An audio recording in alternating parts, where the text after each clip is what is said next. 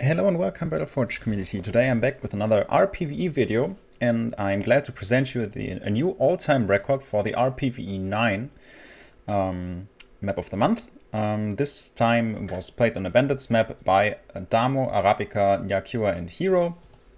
It was pretty strong time of 6 minutes and 55 seconds, and I will just go into the replay, show you what happened there, how to get to such fast clear times in these settings.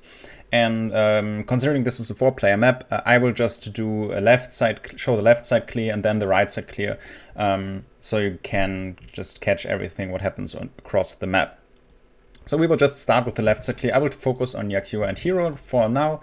So we'll just see what's happening here. Soul Splicer and Forsaken. So we have Shadow Start on this side, Fire Start on this end here, with the Sundra.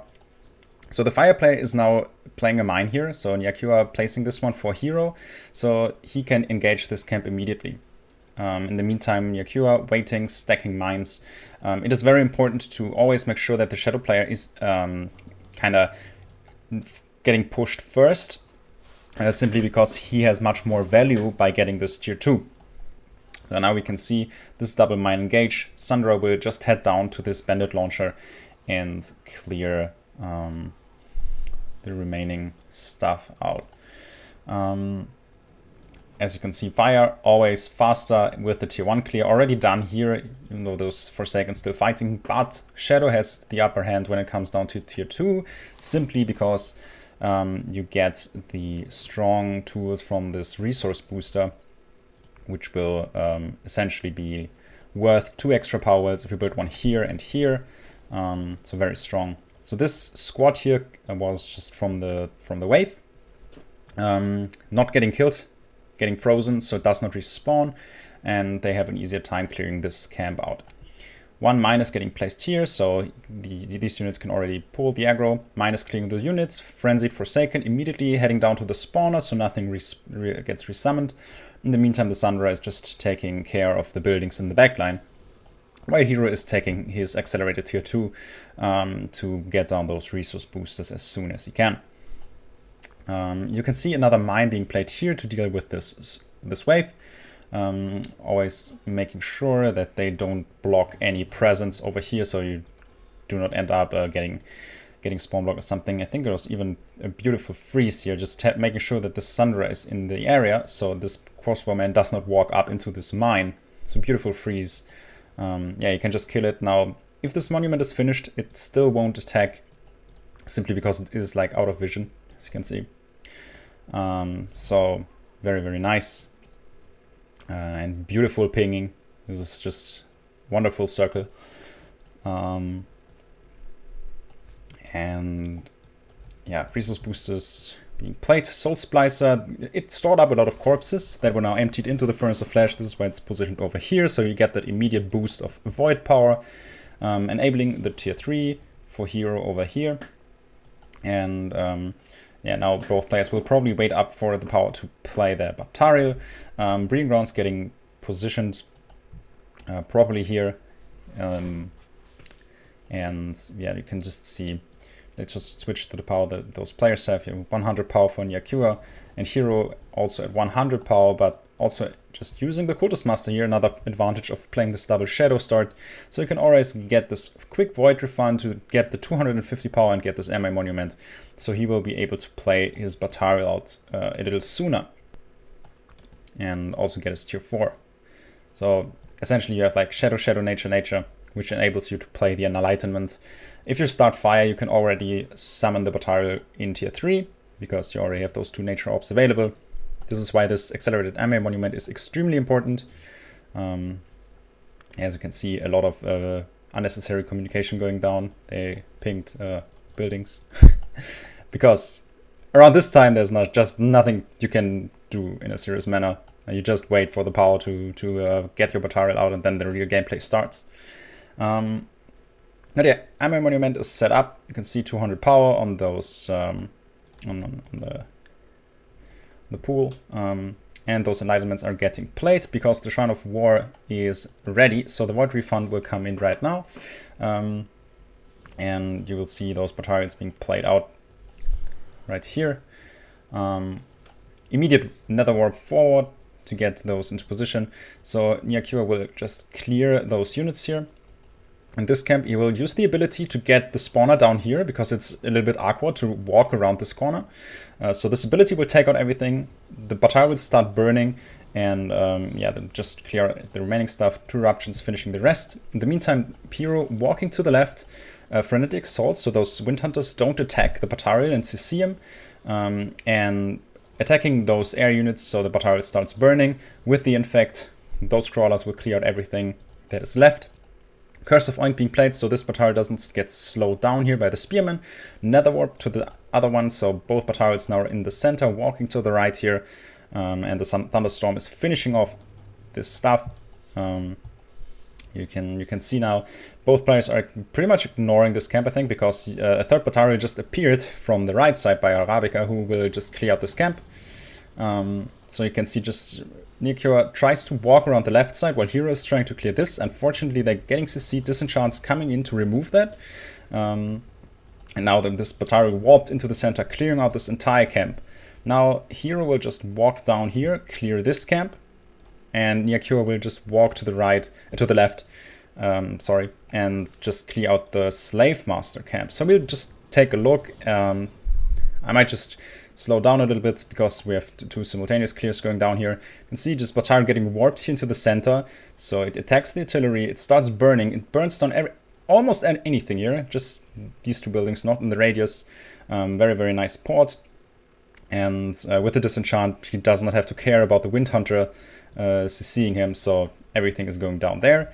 And right now, the Slave Master camp, probably the most difficult one, because let's just check the power. You can see that 121, that is not a lot of power that Nyakyua has around this time here. So he really has to be careful with what spells he's using, because he might just lose the battalion, because healing spells are like 150, 125, or Surge of Light for 80, but obviously not as effective as tier 3 or tier 4 spells.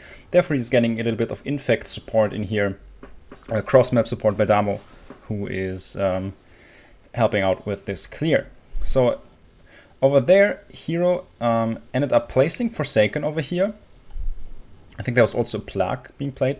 Those Forsaken were supposed to grant ground presence for this battalion to warp over from this area. So just warping over here, so you can immediately engage this camp.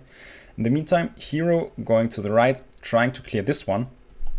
And yeah, let's just take a look at this. Oinking the Bandit Lord and focusing him down. In the meantime, like, just starts burning, everything goes down. Let's just check what Hirooo does. Another warp into the center, making sure the battalion is in a radius where a lot of targets burn. Disenchant again applied here. Double buffs, like Unholy Hero, Life Weaving, obviously. So everything burns down. And you can see pretty much clearing this camp super quickly. This one is a little bit tricky because everything is spread out. And unfortunately, the disenchant here on cooldown, I think, because I saw it being played a little bit earlier. And this wave respawned. So a slight delay on the left side here. Hirooo already done with this clear. But with the spell support in the end. Oh, another resummoning. No. More spells to the support. And finally, the replay is done. Alright. So that was the left side of the clear, and now let's just check out what Damo and Arabika did in the meantime.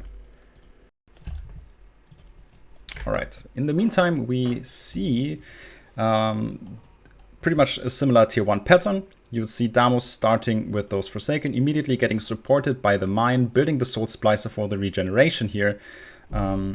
While Arabika is playing the Sundra and stacking up 2 mines here to clear his side afterwards. Shadow player again getting pushed for the resource booster eco bonus.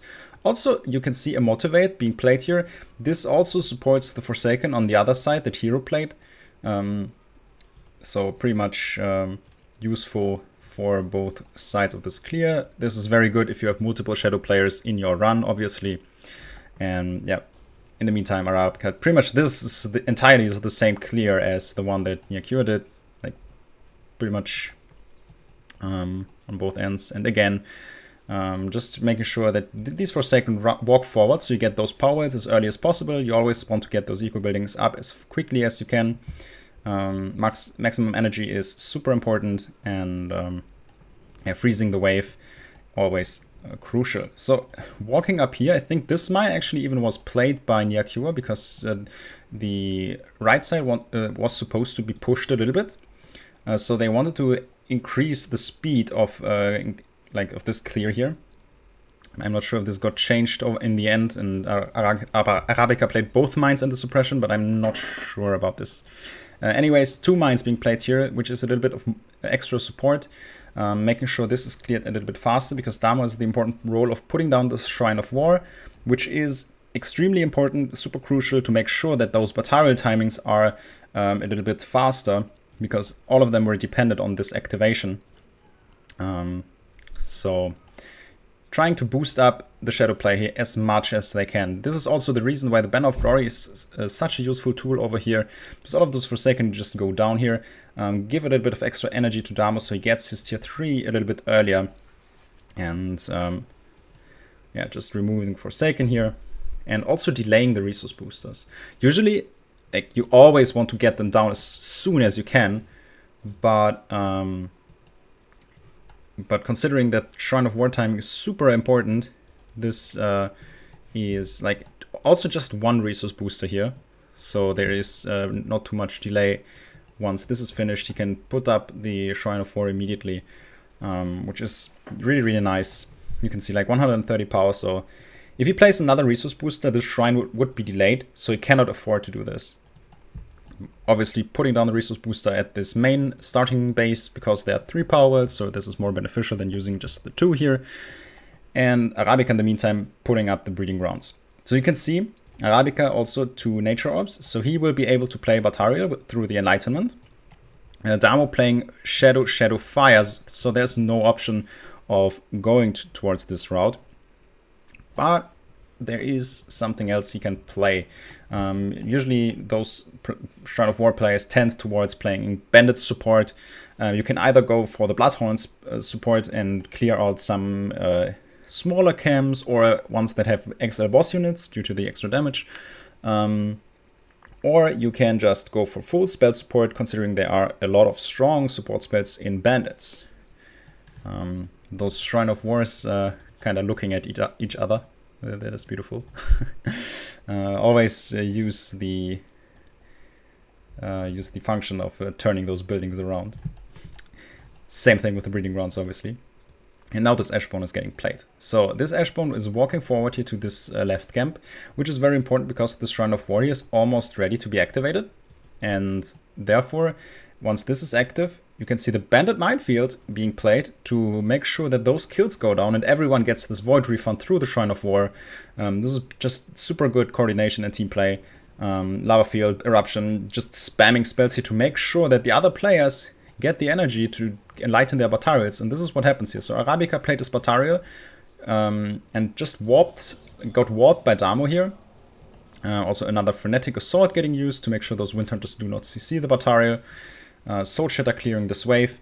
And now Arabika can just do his clear path while those 2 Ashbones are just walking to the right.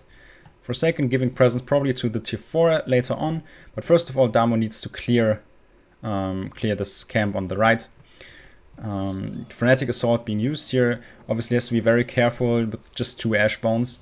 But the Frenetic Assault really provides the safety for them. So they can walk up here and just focus down the spawn camp. This is obviously important to not make sure this just does not respawn at any given point. Spell support also helping out. So 1 Wind Hunter is surviving, so they need to deal with this later on. But now Arabika in this area here, with this bouncer almost ended up hitting him, but this is really nice. I think he also played an Earthquake, so he does not have to waste any time.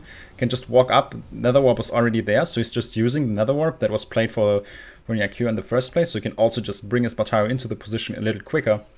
And in the meantime, Damo's also playing his tier 4, going for the triple Shadow Orb, which is supposed to enable the Plague.